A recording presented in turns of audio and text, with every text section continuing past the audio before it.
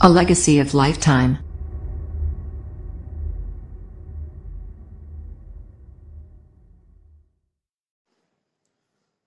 जय हिंद दोस्तों, कैसे हैं आप सब।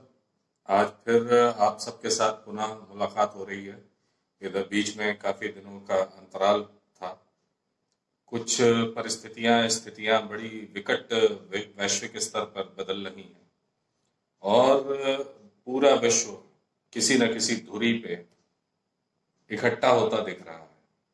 कुछ लोग यहाँ तक कह रहे हैं कि अब तीसरे विश्व युद्ध के मुहाने पे ये दुनिया खड़ी है। एक तरफ चीन, रूस, उत्तरी कोरिया जैसे देश हैं, दूसरी तरफ अमेरिका, ऑस्ट्रेलिया, जापान जैसे मुल्क हैं। चीन जैसा देश अपनी विस्तारवादी नीति के लिए, साम्यवादी नीति के लिए पूरे मुल्क में, पूरे विश्व में बदनाम हो चुका है।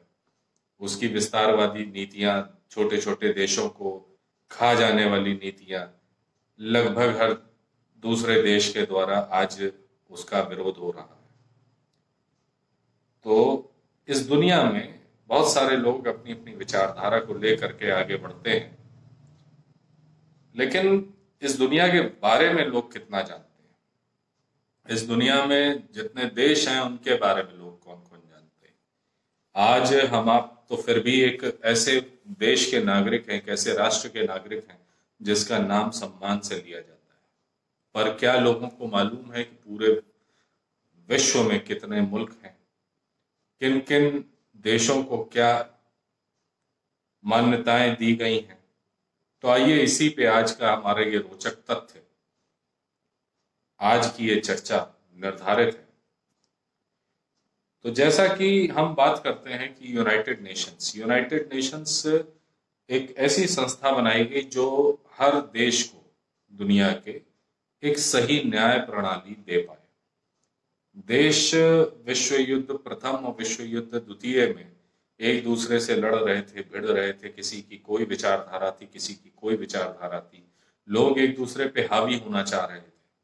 तो उसके बाद एक जरूरत महसूस हुई कि क्या कोई ऐसी संस्था है या कोई ऐसी नीति बनाई जा सकती है जिसमें कि जो बड़े अग्रणी राष्ट्र हैं उनकी क्षमताओं को लेकर के एक ऐसी न्यूट्रल एजेंसी बनाई जाए जो निराश्रित मुल्कों को, छोटे देशों को अपने संरक्षण में ले सके। तो यूनाइटेड नेशंस का उद्भव हुआ।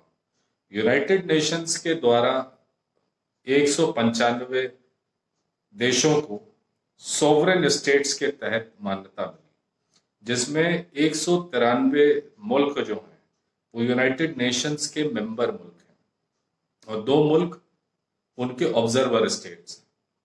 जो ऑब्जर्वर स्टेट्स हैं वो वेटिकन सिटी और पैलेस्टाइन है। ये बहुत छोटे से देश हैं, बहुत छोटे से। इनकी अपनी खुद की स्थिति जीवित रहने की बहुत ज्यादा नहीं है, लेकिन फिर भी चूंकि वेटिकन में यहूदियों का, क्रिश्चियंस का बहुत बड़ा एक धार्मिक आस्था है, तो इसलिए उस छोटे से एक शहर कह लीजिए, उसको एक देश का दर्जा दिया गया और पैलेस्टाइन को भी एक देश का दर्जा दिया गया। इनको ऑब्जर्वर, डायरेक्ट ऑब्जर्वेशन में रखा गया। तो 193 सॉवरेन स्टेट्स, 2 मुल्क हमारे ऑब्जर्वर स्टेट्स। इसके बाद 6 मुल्क और आए उद्भव में, जिनको स्टेट्स विद पार्शियल रिकॉग्निशन बोला गया। पार्शियल रिकॉग्निशन क्यों? क्योंकि इन राष्ट्रों में से कुछ को किसी देश ने मान्यता दी, किसी ने नहीं दी। कोई उसको राष्ट्र मानता है, कोई नहीं मानता है। उन देशों पे अलग अलग बड़े देशों का अधिकार बताया जाता है या लोग अपना अधिकार बताते हैं। तो आइए जानते हैं वो 6 मुल्क कौन से हैं। नंबर 1, चाइना की 1 चाइना पॉलिसी के तहत मार झेल रहा ताइवान। चाइना इसको अपना एक आधिपत्य मानता है, अपनी ही एक एक्सटेंडेड कॉलोनी मानता है, अपने ही देश का एक हिस्सा मानता है। लेकिन ताइवान अपने आप में एक अलग मुल्क खुद को मानता है। फिर आया वेस्टर्न सहारा।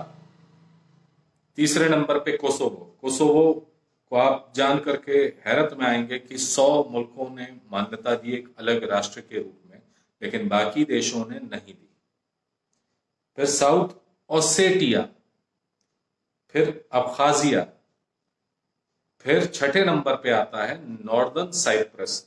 नॉर्दर्न साइप्रस को एक सेपरेट मुल्क की हैसियत मात्र एक देश ने दी है। इसके अलावा दुनिया में किसी भी दूसरे देश ने नॉर्दर्न साइप्रस को एक अलग देश के रूप में नहीं माना। ये सारे देश किसी न किसी दूसरे देश, बड़े देश के द्वारा अपनी एक अधिकार क्षेत्र के रूप में माने जाते हैं।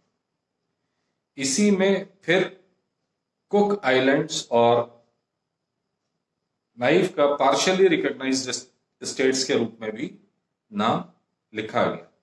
तो 195 मुल्क में 193 sovereign states, 2 observer states, 6 partial recognition वाले स्टेट्स, और फिर बात आई हमारी 2 वो स्टेट्स जिनको माना गया कि ये पार्शियली रिकॉग्नाइज्ड स्टेट्स में एक्सटेंशन है। अब आती है बात डी फैक्टो सॉवरेन स्टेट्स की। ये अर्थकश है, ट्रांसटीरिया है, सोमालिया लैंड है। तो ये सब मिलाकर के कितने बन गए? 206। 195 प्लस 6 प्लस 2 प्लस 3। तो ये 206 मुल्कों की गिनती यूनाइटेड नेशंस की लिस्ट में मानी गई। आप और हम बहुत भाग्यशाली हैं कि एक सॉवरेन स्टेट में, the sovereign Republic of India में हमारा जन्म हुआ। हम इसके नागरिक हैं, हमें इसकी कदर करनी चाहिए। और ये विश्व की सबसे बड़ी डेमोक्रेसी है, सबसे ज्यादा जनसंख्या वाली डेमोक्रेसी है, सबसे सशक्त डेमोक्रेसी मानी गई है। तो अब जब विश्व की टॉप देशों की बात हो रही है तो कुछ उसके भी मैंने डिटेल्स संशोधन करे। तो आइए बात करते हैं कि सबसे पहले दुनिया में क्या आता है? पैसा। तो जानते हैं कि विश्व की 5 सबसे बड़ी आर्थिक महाशक्तियां कौन सी हैं? इन 206 मुल्कों में 5 सबसे बड़ी आर्थिक महाशक्तियां कौन है? तो 5वें नंबर पे आपका अपना भारत है, इंडिया, जिसकी जीडीपी 3.2 ट्रिलियन डॉलर्स की है। ये 6.8% के साथ ग्रोथ रेट इसका 2019 में दर्ज किया गया। इस बार कोरोना काल की मार पूरा विश्व झेल रहा है, कुछ कम होगा। चौथे नंबर पे आता है जर्मनी, 3.9 ट्रिलियन डॉलर की इकोनॉमी है, इसका ग्रोथ रेट 1.2% है। तीसरे नंबर पे आएगा जापान, 5.4 ट्रिलियन डॉलर की इकोनॉमी, इसका ग्रोथ रेट 0.5%। दूसरी आर्थिक महाशक्ति है चीन, चाइना, यानी 15.2 ट्रिलियन डॉलर की, इसका ग्रोथ रेट है 5.8। और पहले नंबर पे USA, United states of America खड़ा हुआ है, 22.3 ट्रिलियन डॉलर की इकोनॉमी लेकर के, इसका ग्रोथ रेट है 2.1। यहां पे ध्यान देने योग्य बात यह है कि एशिया के दोनों महाशक्तियां, चीन और हिंदुस्तान, भारत, ये सबसे तीव्र गति से आगे बढ़ती हुई इकोनॉमी है, जिसमें इंडिया का ग्रोथ रेट 6.8 चीन को भी पछाड़ता है। चीन का ग्रोथ रेट 5.8 है। ये एक मेजर कारण है जिसकी वजह से चीन ये नहीं देखना चाहता कि भारत उसके आगे जाए। अब आर्थिक महाशक्ति के बाद बात आती है कि ग्लोबल फायर पावर। तो ग्लोबल फायर पावर इंडेक्स में 2020 में मिलिट्री बजट को ध्यान में रखते हुए और उसकी फायर कैपेसिटी को ध्यान में रखते हुए 2 अलग अलग विश्लेषण है। तो अगर देखा जाए फायर कैपेसिटी को ध्यान में रखते हुए, तो नंबर 1 पे यूनाइटेड स्टेट्स ऑफ अमेरिका है, नंबर 2 पे रूस है, नंबर 3 पे चीन है, नंबर 4 की जो मिलिट्री महाशक्ति है वो इंडिया है, नंबर 5 पे जापान है। अब अगर इसी फायर पावर में न्यूक्लियर फायर पावर पे सिर्फ हम ध्यान दें तो 1 नंबर पे फिर रूस भाग जाता है और रूस के पास 8,500 न्यूक्लियर परमाणु बम है। दूसरे नंबर पे यूनाइटेड स्टेट्स ऑफ अमेरिका है जिसके पास 7,500 के आसपास न्यूक्लियर बम है। तीसरे नंबर पे फ्रांस आता है जो फायर पावर इंडेक्स में था ही नहीं, उसके पास 400 परमाणु बम है। लेकिन दूसरे पहले के बाद तीसरे नंबर का फ्रांस, उसके बीच में आप देखते होंगे अंतर कितना है, 8,500, 7,500 और 400। चौथे नंबर पे चीन है जिसके पास 240 परमाणु बम है। पांचवें पे यूनाइटेड किंगडम यानी ब्रिटिश साम्राज्य है जिसके पास 225 परमाणु बम है। छठे पे पाकिस्तान जैसा गरीब मुल्क आता है जिसके पास खाने को पैसा नहीं है, लेकिन उसने भारत से ज्यादा 130 परमाणु बम बना के रखे हैं। भारत के पास 120 परमाणु बम मौजूद है और वो 7वें नंबर पे आता है। लेकिन कहते हैं युद्ध भी पैसे से लड़ा जाता है, तो युद्ध में डिफेंस का बजट बहुत मायने रखता है, किसके पास कितना पैसा है। तो यूनाइटेड स्टेट्स ऑफ अमेरिका इस मामले में नंबर 1 खड़ा होता है 649 बिलियन, 649 बिलियन डॉलर के बजट के साथ, जो उनकी टोटल जीडीपी का 3.2% है।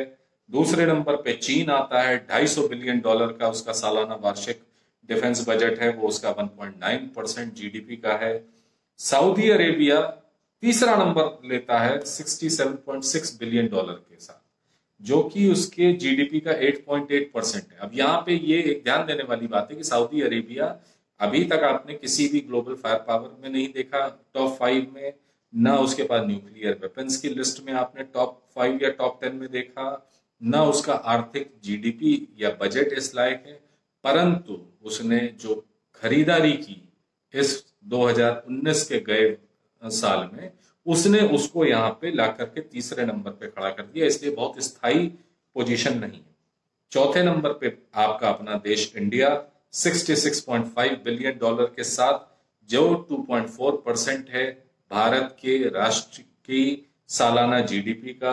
पांचवें नंबर पे फ्रांस आता है 63.8 बिलियन डॉलर के बड़े भारी भरकम बजट के साथ, जो उसकी 2.3% जीडीपी का है।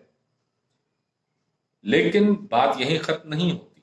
शक्ति प्रदर्शन अब दुनिया जान रही है, पूरा विश्व जान रहा है कि आने वाले समय में सूचना प्रौद्योगिकी और स्पेस वॉर का जमाना आ रहा है।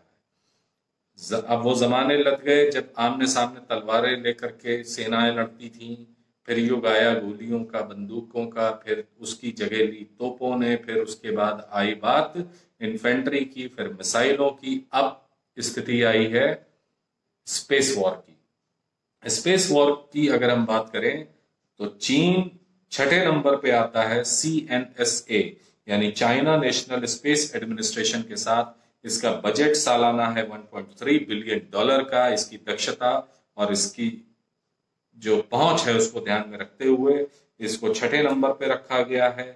पांचवें नंबर पे इसरो आता है। इसरो का बजट मात्र 860 मिलियन डॉलर है। हैरत होगी आपको जान करके। फिर जापान का JAXA आता है, JAXA यानी जापान एरोस्पेस एक्सप्लोरेशन एजेंसी, जिसका सालाना बजट 2.6 बिलियन डॉलर है। European space agency private agency है जो आती है 5 बिलियन डॉलर के साथ। इसने यूरोप के कई मुल्कों को मिला करके ये कॉमन यूरोपियन स्पेस एजेंसी बनी। दूसरे नंबर पे आती है RFSA, रशिया की Russian federation of space agency, जिसका बजट है सालाना 5.6 बिलियन डॉलर। और नासा की, अमेरिका की नासा नंबर 1 पे आती है, जिसका 1958 में स्थापना हुआ था। परंतु नासा हो, रूस हो, यूरोपियन स्पेस एजेंसी हो, सबको खतरा आज इसरो से है। इसरो ने सबसे सस्ते मंगलयान को आपने अभी पिछले कुछ समय में सुना होगा भेजा। चंद्रयान 1 को सफलतापूर्वक डाला। चंद्रयान 2 में थोड़ी सी गड़बड़ी लैंडिंग के वक्त आई थी, लेकिन विश्व रिकॉर्ड नंबर ऑफ सैटेलाइट्स को भेजने का भी इसरो के ही पास है, एक सिंगल अटेम्प्ट में, एक सिंगल स्पेसक्राफ्ट के द्वारा। यहीं पे भारत का गर्व करने वाला स्थिति नहीं खत्म होती, बल्कि आज दुनिया की लगभग अंतर्राष्ट्रीय टॉप एमएनसीज के अध्यक्ष सर्वे सर्वा भी भारतीय है। आइए उन भारतीयों में से भी कुछ के नाम जानते हैं। सबसे नंबर 1 पे हमारे गूगल बाबा के सीईओ, गूगल के सीईओ सुंदर पिचाई साहब हैं। फिर माइक्रोसॉफ्ट के सीईओ सत्या नडेला जी का हम जिक्र करेंगे। ग्लोबल फाउंड्रीज के सीईओ संजय कुमार झा की बात करेंगे। अडोबी के सीईओ शांतनु नारायण की बात करेंगे। Soft bank internet and media corporation के सीईओ निकेश अरोड़ा जी की बात करेंगे। कॉग्निजेंट के सीईओ फ्रांसिस्को डिसूजा जी की बात करेंगे। हरमन इंटरनेशनल्स के सीईओ दिनेश पालीवाल जी की बात करें। स्कैंडिस कॉरपोरेशन के सीईओ संजय मेहरोत्रा जी की बात करें। नोकिया के प्रेसिडेंट और सीईओ राजीव सूरी जी। और 10वें नंबर पे आते हैं नेट ऐप के सीईओ जॉर्ज कुरियन। तो ये वो हिंदुस्तानी चेहरे हैं जिन्होंने विश्व के सामने भारत के सर को फक्र से ऊंचा किया। तो भारत एक उभरती हुई आर्थिक, उभरती हुई रणनीतिक, उभरती हुई सैन्य महाशक्ति है।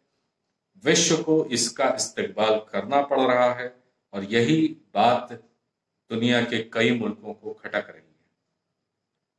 हम और आप भारत के नागरिक हैं। हमारा यह दायित्व बनता है कि हम अपने देश की बेहतरी के लिए दिन पर दिन प्रयासरत रहें। आज वैश्विक मुल्कों की बात को मैं इसीलिए लेकर के आपके बीच में आया कि हम अपना कर्तव्य, अपना निष्ठा हमेशा भारत के उज्जवल भविष्य को केंद्र में ध्यान रख करके आगे बढ़ें और हम सब का इकलौता कर्तव्य हो कि हम भारत को आगे लेकर के आए। इसी बात को, इसी उम्मीद को, इसी अपील को मैं आप सबके साथ बांटने के बाद अपनी बात को अगली मुलाकात तक के लिए यहीं पे समाप्त करता हूं। जय हिंद, जय भारत, वंदे मातरम।